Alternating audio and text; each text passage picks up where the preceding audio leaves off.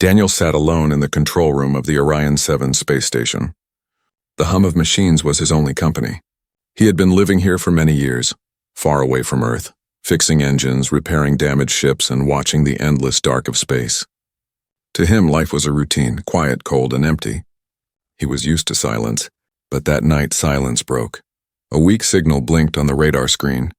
At first, Daniel thought it was just interference, maybe space dust or a broken satellite. But then the signal repeated. A distress beacon. His heart jumped. Someone out there needed help. He adjusted the scanners. The signal came from a small escape pod drifting in the void. No ship around it, no escort, just one lonely pod spinning slowly in the black. Daniel leaned closer, his breath fogging the glass of the monitor. Most escape pods carried emergency beacons, but this one was old, almost broken, barely holding power. If he had not been awake at this exact time, he would have missed it. "Who are you?" he whispered to himself as he activated the docking sequence. The pod was pulled inside the station's hangar with a metallic screech. Steam hissed out as the frozen shell warmed up. Daniel walked toward it, his boots echoing on the steel floor. He carried a scanner in his hand, ready for radiation or explosives. His stomach tightened. Sometimes pirates used pods as traps, but something inside him told him this was different. The hatch opened with a slow creak. Daniel froze. Inside the pod lay a small figure curled up under a torn survival blanket. Big eyes, glowing faintly in the dim light, stared back at him. The skin was pale, almost silver, and thin veins glowed blue beneath it. The figure was not human, it was a child. An alien child. Daniel felt his throat go dry.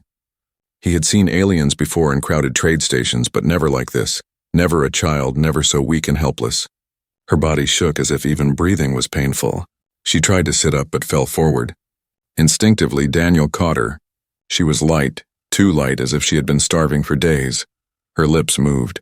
A broken translator device on her wrist sparked, then cracked out a voice in halting English. "Hup, man." The sound was soft, almost a whisper. Her glowing eyes locked on his face with a strange, desperate hope. "Call me your daughter." Daniel stood frozen, his arms stiff around her small frame. He wanted to say something, but words died in his throat. A daughter? What was she saying? Why him? His mind spun with questions. Was this a trick? Some alien experiment? Or was she simply lost and clinging to the first person she saw? The child coughed, her chest trembling. She looked ready to collapse. Daniel quickly carried her out of the pod and into the medical bay. His hands moved fast, setting up oxygen, scanning her vitals. Machines beeped weakly, her heartbeat was faint, her lungs damaged, her body dehydrated. She would not survive long without help. As he worked, he kept glancing at her face. Despite her weakness, she kept staring at him, unblinking, as if she trusted him completely. Then again, in that broken voice, "I want you to be my father." Daniel's chest tightened. He was not a father. He had no family, no wife, no children. Years ago, he had chosen the life of a lonely engineer because he believed he was not meant for anyone. And yet here was this fragile creature, an alien child, looking at him with eyes full of hope, asking him for the one thing he never thought he could give: family. He shook his head and muttered, "I don't know what you mean, kid." But deep inside, he felt something he had buried long ago, a warmth, a pull in his heart. He ignored it and focused on saving her life. Hours passed. The child rested under blankets, hooked to machines, breathing a little easier now. Daniel sat in the chair beside her bed, staring at the strange glow of her skin. Who was she? Where did she come from? And why was she alone in that broken pod? He checked the beacon logs, but they were corrupted. No ship name, no coordinates, nothing. She was a mystery. As the artificial night cycle dimmed the lights, Daniel leaned back and rubbed his tired eyes. He told himself he would contact the Galactic Council in the morning. That was the law. Lost alien children were to be handed over to officials. But when he looked at her again, her small chest rising and falling, her fragile hands gripping the blanket, he felt doubt. A cold thought entered his mind. If the council found her, would they treat her like a child? Or like a specimen? The station was silent again, but it no longer felt empty. Something had changed. Somewhere deep inside, Daniel knew his life had taken a turn he could never undo. And in the quiet of the medical bay, the child whispered once more, her voice barely a breath. "Father." Daniel's heart skipped. He did not answer. Not yet. But the word stayed with him, heavy and haunting as the stars outside kept their silent watch. The space station was quiet again, but for Daniel, nothing felt the same. The alien child slept in the medical bay, her breathing uneven but steadier than before. Daniel had saved lives before. Engineers often patched up injured workers, but this felt different. This was not just survival, it was connection. It unsettled him. When he returned to check on her, she was already awake. Her glowing eyes followed him as he walked into the room, almost as if she had been waiting. She tried to speak, but her voice cracked into static through the damaged translator. Daniel bent down and adjusted the device, and after some sparks it hummed back to life. "Human," she said weakly. Then with trembling words, "Father?" Daniel sighed. "I told you I'm not your father." But the child only smiled faintly. Her thin fingers clutched the blanket closer, as if she didn't believe his words. Something in her expression made Daniel look away. He busied himself with the machines, checking her vitals again. They were better than before, but still unstable. She would need food, water, and care if she was going to survive. That realization sank deep into him. He could not just leave her. "Do you have a name?" Daniel asked finally. She blinked slowly, then whispered, "Iria." The sound of it was soft, almost musical. Iria. Daniel repeated it in his head. Somehow giving her a name made her seem even more real, more fragile. He prepared nutrient packs, crushed them into liquid, and fed her carefully. She drank slowly, her eyes never leaving his face. Each time he tried to pull away, her hand reached for his sleeve, as if afraid he might disappear. Hours passed like this. Daniel worked silently while Iria watched him, too weak to move much. Sometimes she asked simple questions through the translator. "What is this place? Why are there no other humans? Why is the sky black?" Daniel answered in short words, but her curiosity surprised him. For a child so close to death, she still had wonder in her eyes. Later, when she grew tired, she whispered something that struck him deep. "When I was in the pod, I was not afraid of dying, but I was afraid of being alone." Daniel froze. He had spent years in silence, convincing himself he was fine alone. But hearing those words from her made the emptiness inside him louder than ever. That night, Daniel couldn't sleep. He sat near the window of the control room, staring out at the endless stars. His mind returned again and again to Iria's voice. "I want you to be my father." He clenched his fists. He was not a father. He had no right to be one. He had lost people before, and he had promised himself never to get attached again. Attachments led to pain. Pain led to weakness, and in the cold laws of the galaxy, weakness was dangerous. But then he remembered her small smile, her hand clutching his sleeve, her desperate eyes when she called him father. He shut his eyes tightly. The next day he tried to keep things professional. He treated her wounds, repaired the translator, and set rules. "You will stay here in the medical bay," he said. "No wandering around. No touching the controls. And stop calling me father." But Iria tilted her head as if amused by his stern voice. Then she said softly, "Yes, father." Daniel groaned, but inside he felt something strange, a warmth he had not felt in years. As days passed, the station began to feel alive. Iria was still weak, but she laughed sometimes at his awkward attempts to cook real food for her. She asked endless questions about humans, about Earth, about why he chose to live so far from everyone else. Daniel answered reluctantly, but her curiosity chipped away at the walls he had built around himself. One evening she asked, "Do all humans live alone like you?"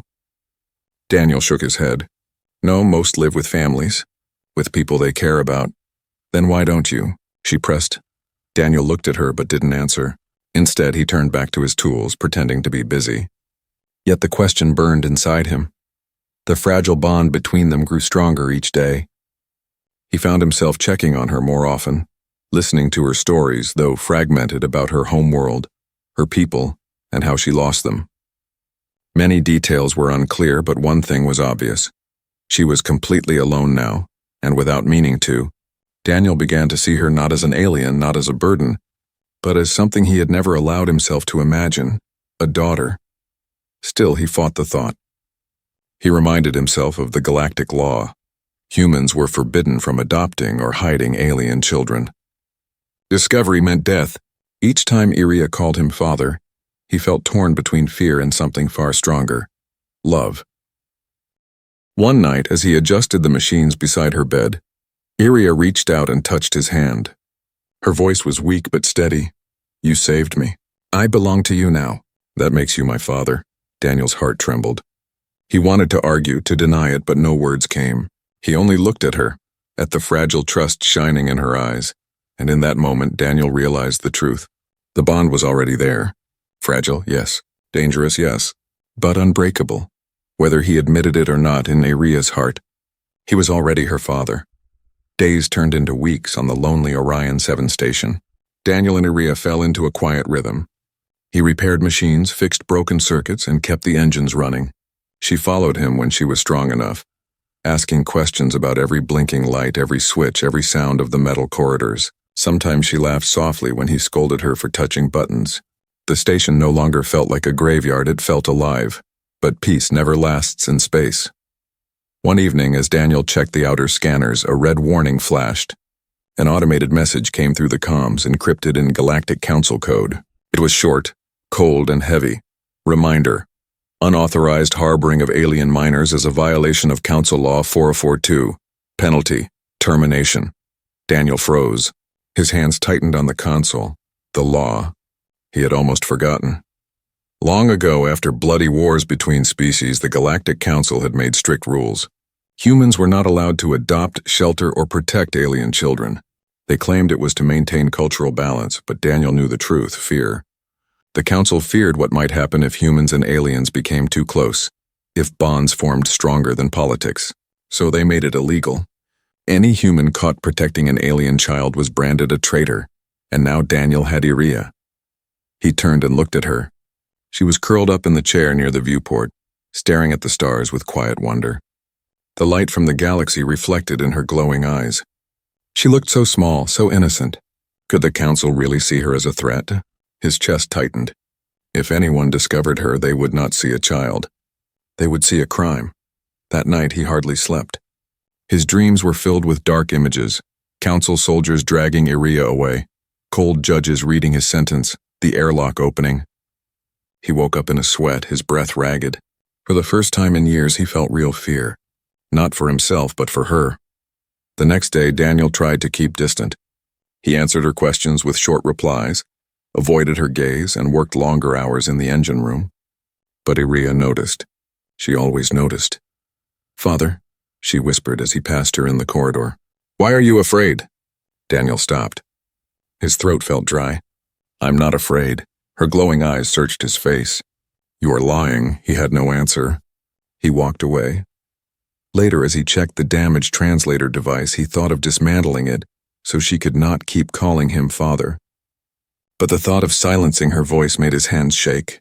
He set the tool down and walked out. Still, the law pressed on him like a shadow. Each time the Council sent a transmission, each time a patrol ship passed by, his heart jumped. It was only a matter of time before someone asked questions. One evening, as he sat near the viewport, Iria sat beside him quietly. For a long time she said nothing. Then softly she whispered, "I heard you talking in your sleep. You said, 'They will take me.'" Daniel's chest tightened. He turned to her. "Iria, you don't understand. The Council has rules. They don't want humans to—" He stopped, unable to say the words. "To love us," she finished. Her simple question cut through him like a blade. Daniel clenched his fists. "It's not safe.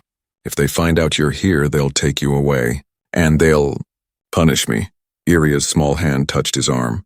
"Then don't let them find me. Please, Father. You promise not to leave me alone." Daniel shut his eyes. He had never promised out loud, but somehow he knew she was right. In saving her, he had made an unspoken promise, and breaking it was unthinkable. From that day, his fear turned into resolve. He began to prepare. He rerouted the scanners to mask her life signs, disabled certain transmitters, and created secret compartments in the station where she could hide if inspectors ever arrived. He told himself it was only temporary, just until he found a safe place for her. But deep inside, he knew the truth. He could not give her up. One evening, after hours of silence, Daniel finally spoke. His voice was low, almost a whisper. "Listen, Iria, the galaxy does not want us together. They made a law against it." Her glowing eyes widened. "Why?" "Because they're afraid," Daniel said bitterly. "Afraid of change. Afraid of love, she tilted her head. But you are not afraid, Father. Daniel hesitated. Fear burned inside him every day. But when he looked at her, he realized she was right. He was afraid of the council, yes. But he was not afraid of her. He was afraid of losing her. I'll keep you safe, he said finally. Her small smile was answer enough. But even as he spoke the words, Daniel knew danger was closing in. The council's eyes were everywhere. And if they discovered the truth, no hiding place in the galaxy would save them. Still, as the stars glowed outside the viewport, Daniel felt something stronger than fear: determination. If the law said he could not be a father, then he would break the law, because Iria was no longer just a passenger. She was his daughter, and he would protect her. No matter the cost, life on Orion 7 had changed. Once, the space station had been nothing more than a shell of cold steel and humming machines. Now it had laughter, small footsteps, and glowing eyes filled with curiosity. Iria was no longer lying weak in the medical bay. She was walking slowly through the corridors, her thin hands brushing against the walls as if she wanted to memorize every corner of her new home. Daniel watched her carefully. She was stronger now, but her lungs still strained. Her breathing sometimes rasped when she laughed too much, or when she climbed the ladder to the control deck. Each time fear struck Daniel like a blade. He had saved her life once, but he knew it wasn't enough. One evening, as Iria coughed into her blanket, Daniel sat at his workbench staring at scattered tools. The council's law haunted him, but something else troubled him more. Iria's body was failing. The human medical machines kept her alive, but they were not designed for her species. She needed something more, something only he could build. And so Daniel began his secret project. He pulled apart broken oxygen scrubbers, stripped old circuit boards, and sketched designs on glowing panels. His goal was simple yet impossible: build a device that could mimic her alien lungs, something that would help her breathe without pain. Each night, when Iria slept, he worked. Sparks lit the dark workshop. The air smelled of metal and oil. His hands trembled from exhaustion, but he didn't stop. Every sound reminded him that time was short. Each cough from her room was a countdown. Still, Iria noticed. She always noticed. One night she shuffled into the workshop, dragging her blanket behind her. "Father," she whispered softly, her translator sparking faintly. "Why do you never sleep?" Daniel quickly covered the half-built device with a cloth. "Go back to bed. You need rest." She tilted her head. "You are hiding something," Daniel sighed. "I'm building something for you." "To help you?" Her glowing eyes widened. "For me?" "Yes," Daniel said, softer now. "You're not safe here. Your body isn't used to human machines. I'm going to make something better so you can live without pain." For a long moment she stared at him. Then she smiled, small and fragile. "You are always building hope." The word struck him deeper than he expected. Building hope? He had never thought of himself that way. For years he had only built machines, engines, and repairs for strangers who came and went. But now, for the first time, he was building something that mattered. Days turned into weeks. The device slowly took shape. A light chest plate that could draw in air, filter it, and match it to her strange biology. It was delicate, fragile work. One mistake could kill her. Daniel tested it again and again, using simulations, adjusting wires, recalibrating filters. Iria would sit nearby, watching him. Sometimes she hummed soft tunes from her world, a sound like wind through glass. Sometimes she asked questions. "What is this part? Why does the machine glow?" Daniel answered with patience he didn't know he had. In those quiet hours, the bond between them grew deeper. He was no longer just her rescuer. He was her protector, her builder of hope, the one she trusted completely, but danger never left. Galactic patrols passed closer to the station. Messages from the Council arrived more often, demanding updates. One patrol even docked briefly for supplies.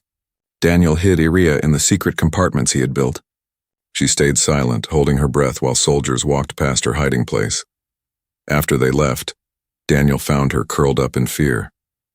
She whispered, "If they find me, will you let them take me?" Daniel's chest ached. He pulled her close. "No, they'll have to go through me first." Her small arms wrapped around him. "Then I'm not afraid." Finally, after endless nights of work, the device was ready. Daniel tested it on himself first, breathing through the filters. It worked. His heart raced as he brought it to her. "Iria," he said, his voice shaking, "I made this for you. It should help your lungs." Her eyes widened in wonder. Carefully, he placed the chest plate over her and activated it. The device hummed softly, glowing faintly with blue light. Iria took a deep breath. For the first time since he had found her, her chest did not tremble. Her cough was gone. She laughed, the sound clear and bright. "Father, I can breathe." Daniel felt his eyes sting. He had repaired ships, engines, and stations his whole life, but this was the first time he had built something that truly gave life. That night, Iria danced clumsily through the corridor, her laughter echoing against the walls. Daniel watched, his heart heavy and light at the same time. He knew the Council would never forgive him if they discovered this, but looking at her joy, he also knew he would do it all again. For the first time in years, the Orion 7 station felt like home. Not because of steel walls or machines, but because of the fragile bond between a human and an alien child. And as the stars burned silently outside, Daniel realized something powerful. He was no longer just building machines, he was building hope. And hope was dangerous. The Orion 7 station drifted quietly among the stars, but Daniel no longer trusted the silence. Ever since Iria began to recover, he had noticed something troubling. Too many Council patrols near the sector, too many coded messages. The galaxy was watching, and Daniel feared the eyes of the law were turning toward him. Iria sensed it too. Though her new breathing device worked, giving her strength, she had stopped laughing as much. She would glance nervously at the windows whenever a patrol ship flashed across the distant stars. Once, when the comms panel beeped, she ran to him, clutching his arm, whispering, "Are they coming for me?" Daniel reassured her, but his own heart pounded with the same fear. The Council's latest transmission was sharper than the rest. Sector 14 under increased surveillance. Unregistered activity detected near Orion 7. Report all findings immediately. Daniel deleted the message, but his hands shook. Unregistered activity, that meant him. Somehow they had noticed. That night he sat alone in the control room, staring at the endless black. His mind swirled with questions. Who had betrayed him? He had spoken to no one, answered no calls, filed no reports. Yet someone knew. Perhaps the patrols had scanned his energy output. Perhaps someone on a nearby trade ship had seen movement inside the station, and wondered why a man who lived alone now kept two shadows instead of one. He clenched his fists. He had worked so hard to keep Iria hidden. He had rerouted scanners, built secret rooms, even muted her life signs. But the galaxy was merciless. Secrets did not stay hidden forever. The next morning, while Daniel inspected the external hull, Iria followed him to the airlock. She wore her breathing device, glowing faintly, her steps light but sure. "Why do they hate me?" she asked suddenly, her voice soft through the translator. Daniel turned, startled. Her eyes glistened with a mix of confusion and sorrow. "They don't hate you," Daniel said after a pause. "They fear what they don't understand. Fear makes laws cruel." Iria tilted her head.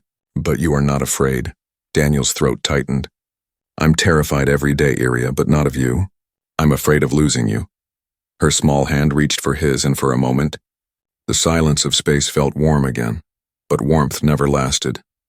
Later that week, a supply freighter docked at Orion 7. Daniel had no choice but to open the gates. Without supplies, they would starve. He hid Iria in the secret compartment and met the crew with his usual calm.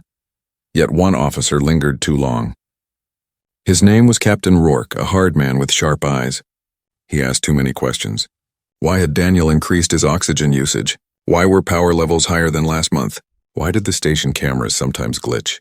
Daniel answered carefully, masking his fear with gruff annoyance. But Rourke's gaze never left him. Before leaving, the man smirked. "Be careful, engineer. The Council has sharp eyes these days. They see everything." Daniel's blood ran cold. When the freighter left, he rushed to the hidden compartment and pulled it open.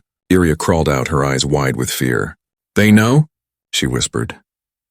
"Not yet," Daniel said firmly, though his voice cracked. "But we must be ready."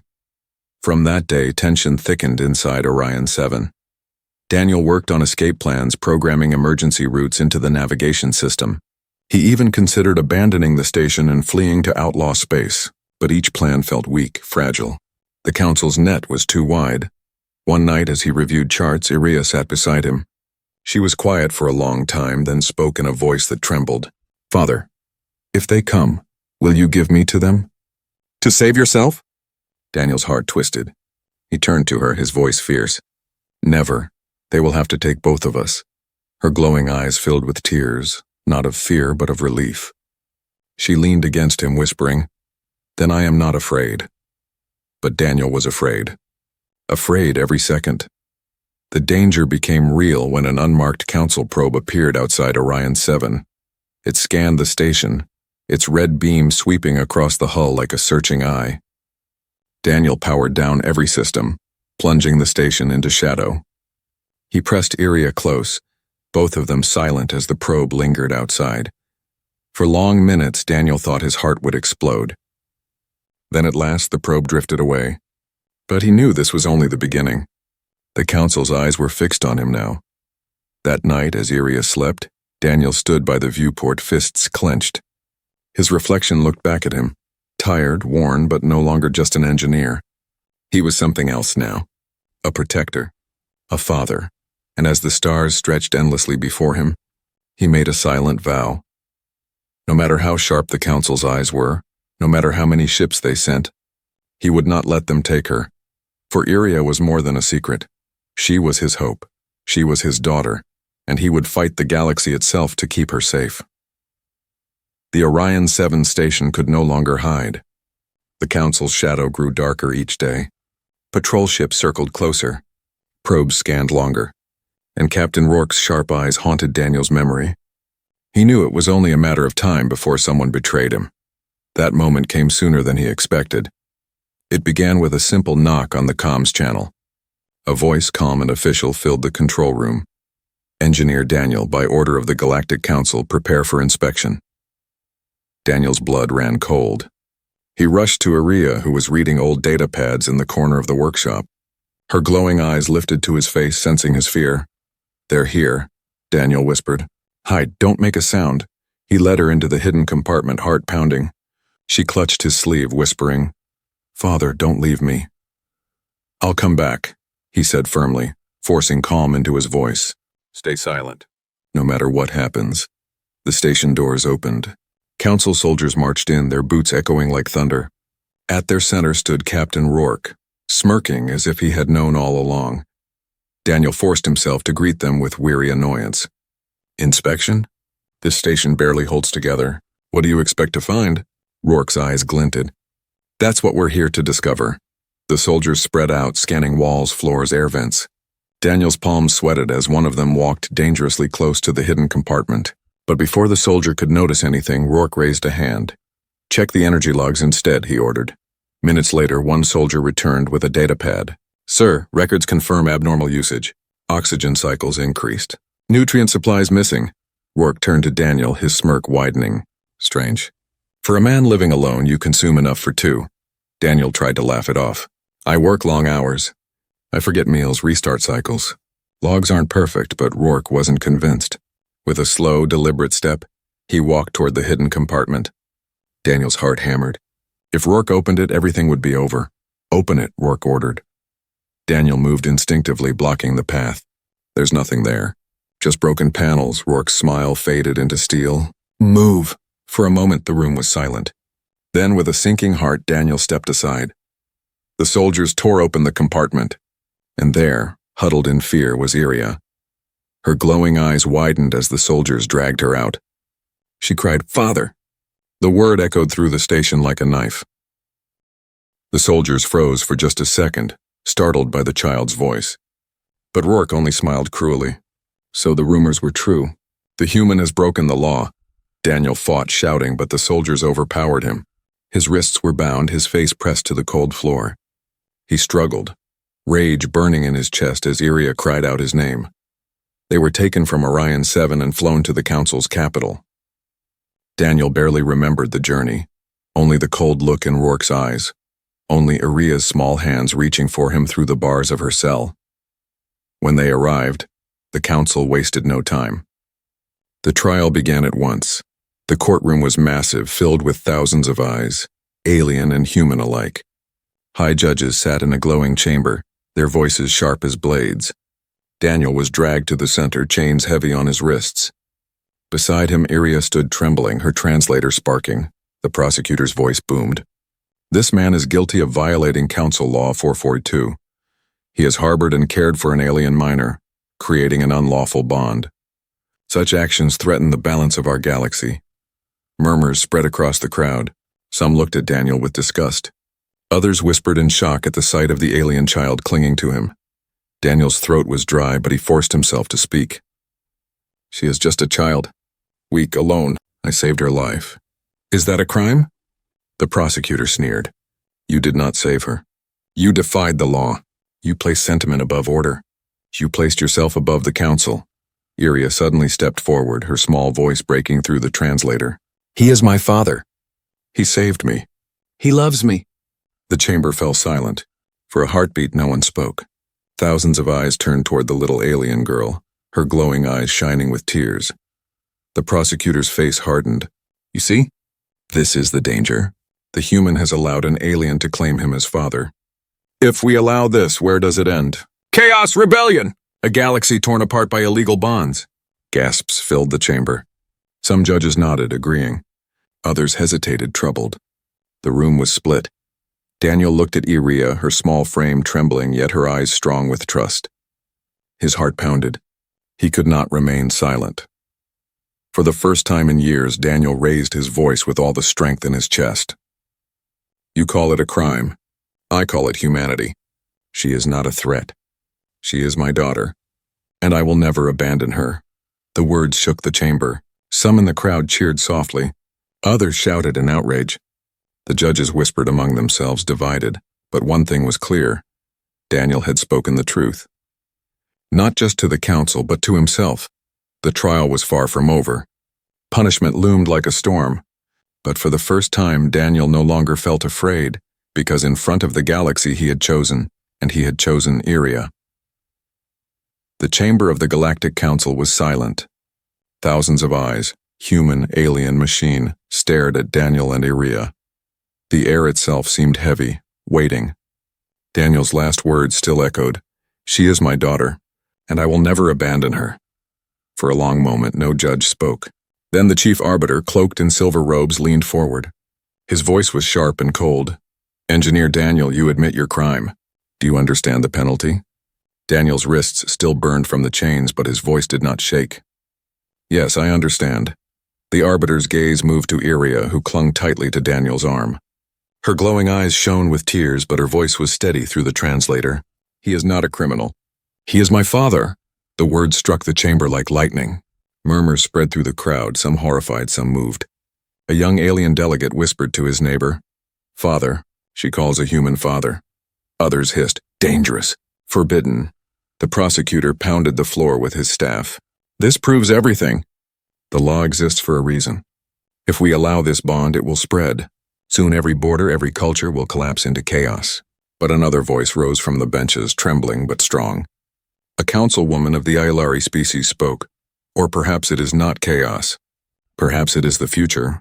Perhaps love is stronger than fear. The chamber erupted in argument, shouts, whispers, cries. Judges slammed their staffs to call for order. But the voices of the crowd grew louder. Through it all, Daniel stood silent, holding Iria's hand. He knew the council could sentence them to death. He knew his defiance had broken the oldest law in the galaxy. But as he looked at her, so small, so fragile, yet so brave, he felt no regret. The arbiter finally raised his voice, silencing the chamber. Enough, this matter has divided the council. But the law is clear. Law 442 forbids this bond. Unless there is proof of greater purpose, judgment must fall. All eyes turned to Daniel. His heart thundered, but his voice rang out, strong and steady. You want proof? Look at her. She was dying. I saved her. Not because of law, but because it was right. I did what your council would not, show compassion. If that is a crime, then I accept it. But know this, one day you will see what I see now. That love between species is not a threat. It is hope. He paused, then looked down at Iria. For the first time in front of the galaxy, he spoke the words she had longed for. Yes, I am your father. Iria's eyes filled with tears.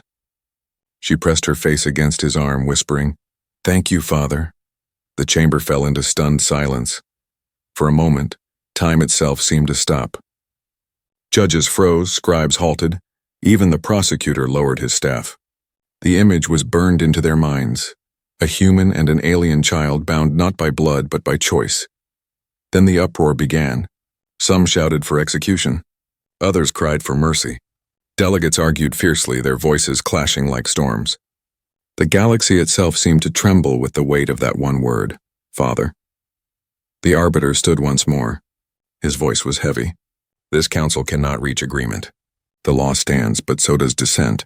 By ancient code, when judgment is divided, exile shall replace death. Exile. Daniel breathed deeply. It was not freedom, but it was life. You will be cast out, the arbiter continued. Banished beyond council borders. Your names erased from our records. You will have no home, no nation, no protection. You will be forgotten. Daniel bowed his head. Forgotten was better than dead. Forgotten meant they could still be together.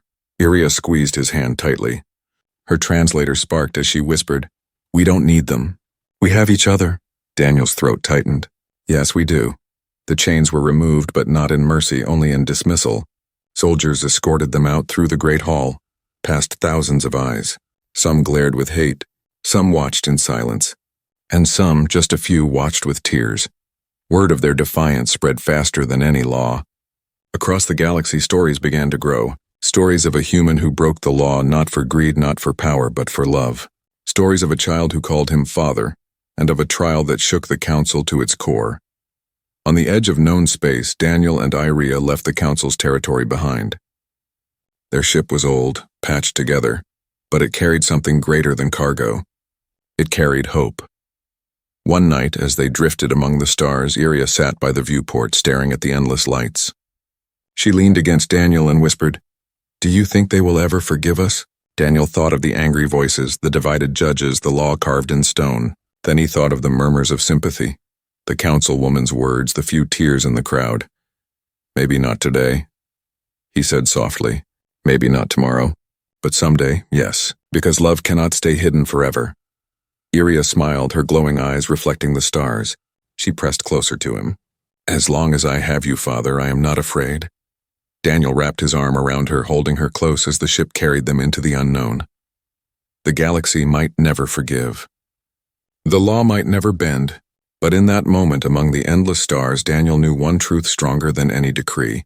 He was her father, and nothing in the universe could take that away.